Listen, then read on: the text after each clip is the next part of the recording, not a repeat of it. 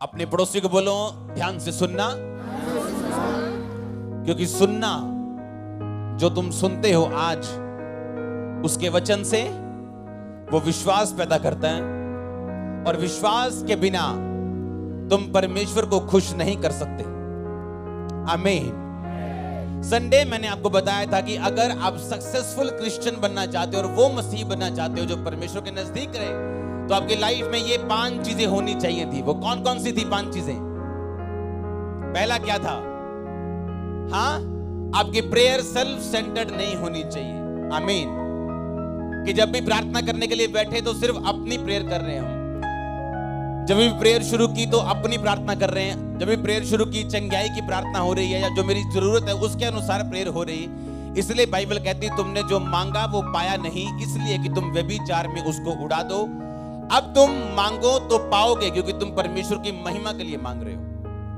आमीन। इसलिए अगर आज आप प्रेयर करने के लिए बैठे अपने घर में, तो आपकी पहली प्रेयर होनी चाहिए जो वर्शिप होनी चाहिए। इसलिए प्रभु यीशु मसीह ने अपने चेलों को बोला था, जब तुम प्रार्थना करने के लिए बैठो तो बोलो, हे हमारे बाप तू स्वर्ग में तेरा नाम पाक माना जाए। लोगों ने इसको प्रार्थना समझ लिया कि ये प्रार्थना है। ये प्रार्थना नहीं थी। कोई भी प्रार्थना 2 मिनट की नहीं होती। आपको क्या लगता है कि प्रभु यीशु मसीह चेले को डांट रहे हैं, ए चेले तू 1 घंटा भी मेरे साथ जाग नहीं सका? तो जब चेले बोले प्रभु मुझे प्रार्थना करना सिखा, तो परमेश्वर 2 मिनट की प्रार्थना सिखाएंगे क्या?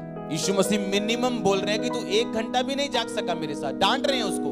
और जब चेले बोल रहे हैं मुझे प्रेयर करना सिखा, तो क्या 2 मिनट वाली सिखाएंगे? हे हमारे बाप तू आसमान में तेरा नाम पाक माना, तेरा राज आए, 2 मिनट की प्रेयर सिखाएंगे? नहीं, ये एक प्रेयर का स्टाइल था कि जब तुम पहले बैठो तो बोलो तेरा नाम पाक माना जाए, उसकी वर्शिप करो पहले 15 मिनट, 20 मिनट, आधा घंटा। परमेश्वर ने कहा जब तू प्रेयर करने के लिए बैठे तो मांग कि तेरा राज आए, हे पिता तेरा नाम पाक माना जाए। जब तू प्रेयर करे तेरी प्रार्थना सेल्फ सेंटर्ड नहीं होनी चाहिए कि जब भी परमेश्वर की हुजूरी में गए तो रोते और पीटते हुए गए, हे परमेश्वर तू नहीं जानता मैं कितनी दुखी हूं, तू नहीं जानता मैं कितना दुखी हूं, क्यों मेरा वीजा फेल हो गया, क्यों मेरे बेबी के साथ ये कर दिया, वो कर दिया, फलाने ने ये कर दिया। No no no no no. आप जितने मर्जी दुखी हो, वचन नहीं मुड़ता उसका जो कहता है कि उसके फाटकों से धन्यवाद करते हुए उसके आंगनों में स्तुति करते हुए प्रवेश करो। पुराने टाइम में जब औरतें या बंदे राजा की हुजूरी में जाते थे तो इस तरह से जाते थे। राजा के सामने जाने से पहले बोलते थे, हे राजा तू चिरंजीवी रहे, तेरा नाम ऊंचा हो, तू लंबी उम्र पाए। हाँ, वो ऐसे राजा को बोलते थे। तब बोलते थे कि राजा एक काम आया हूं, मेरा ये काम मुझे करना है, आप कर दोगे क्या? तो राजा काम करता था।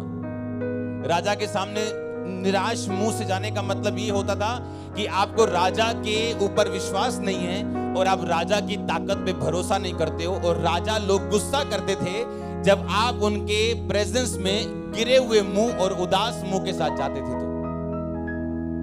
तो सोचो, जो राजाओं का राजा परमेश्वर है, उसके सामने अगर सही रीति के साथ नहीं जाएंगे तो क्या होगा हमारा? कितनों को समझ आ रही है? अब आपको यह पता है कि मेरी प्रार्थना सेल्फ सेंटर्ड नहीं होनी चाहिए।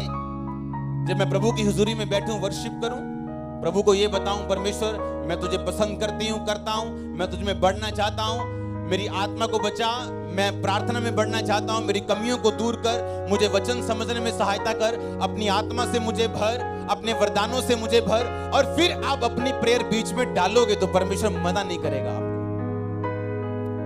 दूसरा पॉइंट था सिर पे तेल की कमी ना होना। अगर तेल है तो शैतान निशाना चूकता है। आमीन। तीसरा क्या था? हाँ, अपने बीज का ध्यान रखना। परमेश्वर ने कहा परमेश्वर का राज्य ऐसे बीज के समान है, ऐसे राई के बीज के समान, जब वो बोया जाता है तो छोटा होता है, लेकिन जब बड़ा उसमें बोया जाता है तो बड़ा होता है। जिस क्रिश्चियन व्यक्ति ने अपने बीज का ध्यान नहीं रखा, अपने बीजों को बोया नहीं, चाहे वो पैसे में हो, चाहे वो प्रार्थना के हो, चाहे वो खुशी के हो, चाहे किसी की मदद करने के हो, वो फलों को और पेड़ों को और फसलों को काट भी नहीं सकता। अगर आज आपको भूख लगी हो बहुत ज्यादा और उस कनक का आप आटा बना के खा जाएं तो फसल नहीं आप ले सकते, क्योंकि वो कनक आपको बीजने के लिए दी गई थी। कई बार आप परमेश्वर से ब्लेसिंग मांगते हो कि परमेश्वर मुझे 5 लाख चाहिए ये घर में घर में एंटर करने के लिए थोड़े से पैसे रहते हैं और परमेश्वर आपको 50,000 देता है बोने के लिए, एंटर करने के लिए नहीं। मेरी लाइफ की टेस्टिमनी है ये। वो बीज बोने के लिए होता है, जब हम बोते हैं तो फलवंत होता है। अपना बीज कभी मत खाओ। आमीन। चौथा पॉइंट क्या था? नम्र रहना। आमीन। और सेल्फ इन्फ्लिक्टेड डिजीज, यानी अपने आप को खुद दुखी करना।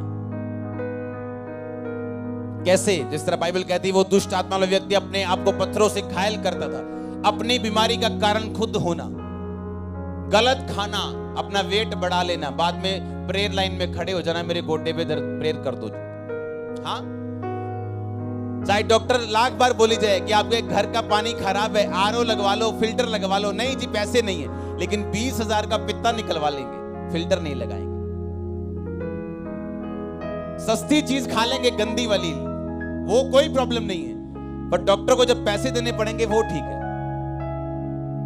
ये सेल्फ इन्फ्लिक्टेड प्रॉब्लम्स होती हैं जो परमेश्वर नहीं देता, इंसान की अपनी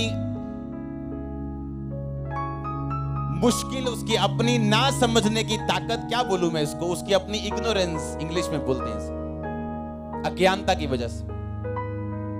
पांचवा क्या? नम्र रहना। आमीन। किस घर में गए थे प्रभु यीशु मसीह लास्ट भोज खाने के लिए? जिस व्यक्ति ने घड़ा उठाया हुआ था पानी का, हाँ या ना? पानी के घड़ी खड़े व्यक्ति नहीं उठाते थे। अगर आज आपके घरों में मैं चला जाऊं पंजाबी लोगों के, तो अगर एक बंदा पोछा मारता हुआ मिलेगा तो आपको कुछ अलग महसूस होगा, हाँ या ना? वो नम्र व्यक्ति था, परमेश्वर ने उसके घर में लास्ट खाना खाया, क्योंकि ये आम बात नहीं थी एक व्यक्ति का घड़ा उठाना। हालेलुया। बाइबल कहती है जब तुम्हें ठोकर खानी हो तो घमंड आएगा आपकी लाइफ में। जब आपका ठोकर खाने का टाइम नजदीक आ गया हो, आप घमंडी हो जाओगे, और जब ऊंचे होने का टाइम नजदीक आ गया हो, आप नम्र हो जाओगे। लेकिन नम्रता और यहोवा के भय मानने का फल धन, महिमा और जीवन होता है। और नाश होने से पहले, ठोकर खाने से पहले मनुष्य के मन में घमंड आता है। आमीन। पैसे का घमंड, हाँ, रिश्तेदारी में सबसे अमीर है इसका घमंड, जीविका का घमंड लिखा, अपनी पोजीशन का घमंड, अपने गिफ्टों का घमंड लिखा। ये सब घमंड आपको ठोकर खाने पे मजबूर करते हैं। हालेलुया। तो आपका पांचवा पॉइंट क्या था? आपने घमंड नहीं करना। जितना आप नम्र होते जाओगे, बाइबल तो इतना तक कहती है अगर तेरा मालिक, तेरा बॉस नॉन बिलीवर हो, अविश्वासी हो, तो उसके भी अधीन रहे और उसकी ऐसी आज्ञा मान जैसे प्रभु की आज्ञा मानते हैं।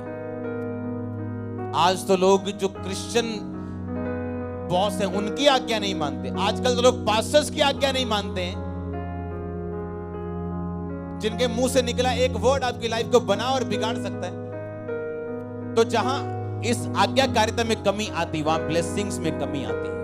आपकी लाइफ में दो योजनाएं होती हैं परमेश्वर की। एक होती है परफेक्ट सिद्ध इच्छा, जिसमें आशीषें ही आशीषें होती हैं। एक होती है सिद्ध नहीं, आपकी ढीठ पुने की वजह से इच्छा होती है, जिसमें आशीषें भी होती हैं और श्राप भी होते हैं।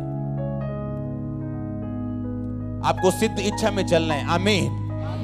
नहीं जी मुझे नॉन बिलीवर से शादी करनी है, ये सिद्ध इच्छा नहीं है प्रभु की। हाँ, तो पांचवा पॉइंट, अपने पड़ोसी को बोलो नंबर 1। आमीन। छठवां पॉइंट जो आपकी लाइफ में होना चाहिए, मैं आपको 10 पॉइंट दूंगा, अगर आपने फॉलो किए तो कांग्रेचुलेशंस।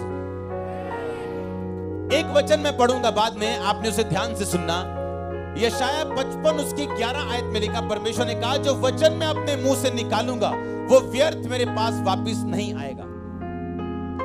बोलो ऊंची आवाज में, जो वचन मैं अपने मुंह से दूंगा वो व्यर्थ मेरे पास वापस नहीं आएगा।